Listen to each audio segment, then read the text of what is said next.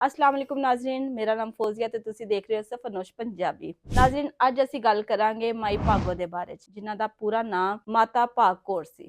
ਉਹ ਤਕਰੀਬਨ 1670 ਦੇ ਆਲ-ਦੁਆਲ ਪੰਜਾਬ ਵਿੱਚ ਪੈਦਾ ਹੋਏ। ਉਹ ਸਿੱਖ ਤਾਰੀਖ ਦੀ ਇੱਕ ਅਜ਼ੀਮ ਜੰਗਜੂ ਤੇ ਬਹਾਦਰ ਔਰਤ ਸਨ। ਉਹ ਗੁਰੂ ਗੋਬਿੰਦ ਜੀ ਦੀ ਵਫਾਦਾਰ ਸ਼ਾਗਿਰਦਾ ਸਨ। ਜੰਗ ਵਿੱਚ ਇੱਕ ਦਿਨ ਕੁਝ ਸਿੱਖਾਂ ਨੇ ਗੁਰੂ ਦਾ ਸਾਥ ਛੱਡ ਦਿੱਤਾ। ਬੀਬੀ ਭਾਗ ਕੌਰ ਨੇ ਉਹਨਾਂ ਨੂੰ ਵਾਪਸ ਲਿਆਉਣ ਦੀ ਹਿੰਮਤ ਵੀ ਵਹਾਈ ਤੇ ਆਪਣੀ ਜਾਨ ਦੀ ਪਰਵਾਹ ਕੀਤੇ ਬਗੈਰ ਇਸ ਜੰਗ ਵਿੱਚ ਹਿੱਸਾ ਵੀ ਲਿਆ। ਇਸ ਜੰਗ ਵਿੱਚ 40 ਸਿੱਖ ਸ਼ਹੀਦ ਹੋਏ ਤੇ ਮਾਈ ਭਾਗੋ ਵਾਹਿਦ ਲੜਾਕਾ ਸਨ ਜਿਹੜੀ ਜ਼ਿੰਦਾ ਬਚੀ। ਗੁਰੂ ਗੋਬਿੰਦ ਜੀ ਨੇ ਇਹਨਾਂ ਨੂੰ ਆਪਣਾ ਜ਼ਾਤੀ ਮੁਹਾਫਿਜ਼ ਬਣਾ ਲਿਆ। ਉਸ ਤੋਂ ਬਾਅਦ ਗੁਰੂ ਗੋਬਿੰਦ ਜੀ ਦੀ ਵਫਾਤ ਤੋਂ ਬਾਅਦ ਇਹਨਾਂ ਨੇ ਜੋ ਤਾਲੀਮਾਤ ਆਪਣੇ ਗੁਰੂ ਕੋਲੋਂ ਸਿੱਖੀਆਂ ਸਨ, ਉਹਨਾਂ ਨੂੰ ਫੈਲਾਉਣ ਵਿੱਚ ਆਪਣੀ ਜ਼ਿੰਦਗੀ ਵਕਫ ਕਰ ਦਿੱਤੀ। ਮਾਈ ਭਾਗੋ ਅੱਜ ਵੀ ਸਿੱਖ ਤਾਰੀਖ ਦੇ ਵਿੱਚ ਵਫਾਦਾਰੀ, ਬਹਾਦਰੀ ਤੇ ਧਰਮ ਦੀ ਮਿਸਾਲ ਨੇ। ਛੋਟੇ ਦਿਲ ਵਾਲੇ ਵੀ ਇਹਨਾਂ ਦੀ ਕਹਾਣੀ ਤੋਂ ਸਬਕ ਲੈ ਸਕਦੇ ਨੇ ਕਿ ਈਮਾਨ ਤੇ ਤਾਕਤ ਕਦੀ ਕਮਜ਼ੋਰ ਨਹੀਂ ਪੈਂਦੇ। ਹੁਣ ਤੁਸੀਂ ਇਹ ਦੱਸੋ ਕਿ ਮਾਈ ਭਾਗੋ ਦੀ ਜ਼ਿੰਦਗੀ ਤੋਂ ਤੁਸੀਂ ਕੀ ਸਿੱਖਿਆ ਸਿੱਖਦੇ ਜੇ? ਕਮੈਂਟਸ ਵਿੱਚ ਦੱਸੋ। ਪੰਜਾਬ ਜ਼ਿੰਦਾ ਹੈ, ਪੰਜਾਬੀ ਜ਼ਿੰਦਾ ਹੈ।